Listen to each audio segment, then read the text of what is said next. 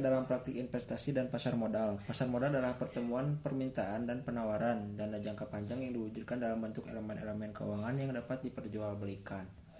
Dalam hal ini terdapat dua etika dalam praktik investasi dan pasar modal.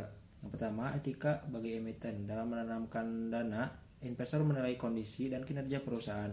Untuk itulah informasi yang menggunakan kondisi dan kinerja emiten menjadi hal yang sangat krusial dalam pasar modal.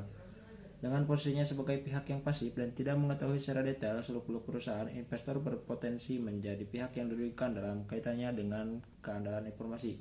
Untuk itulah pemerintah melalui BPPM LK melindungi kepentingan investor melalui aturan-aturan. Salah satunya adalah undang-undang yang mengatur mengenai pasar modal di Indonesia adalah Undang-Undang Nomor 8 Tahun 1995 tentang pasar modal. Meskipun telah dilindungi dengan aturan, investor masih merupakan pihak yang berpotensi dirugikan. Hal ini disebabkan karena banyak celah yang belum diatur oleh peraturan dan sifat dari akuntansi yang memiliki berbagai alternatif dalam menyajikan kondisi atau aktivitas ekonomi emiten.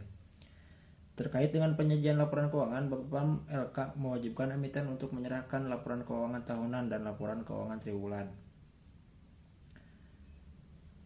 Adapun hal-hal yang pada akhirnya akan menguntungkan dirinya sendiri dan merugikan para investor, beberapa macam praktik penyimpangan yang terjadi pada pasar modal adalah: yang pertama, insider trading; yang kedua, marking the close; yang ketiga, painting the tape; yang keempat, cornering the market; yang kelima, pools yaitu penghimpunan; yang keenam, west sales. Adapun etika bagi investor dalam melakukan investasi di pasar modal, kebanyakan investor mencari dan memfokuskan perhatiannya terhadap investasi yang aman dan menjanjikan keuntungan yang tinggi. Hanya sedikit yang memperhatikan investasi yang beretika.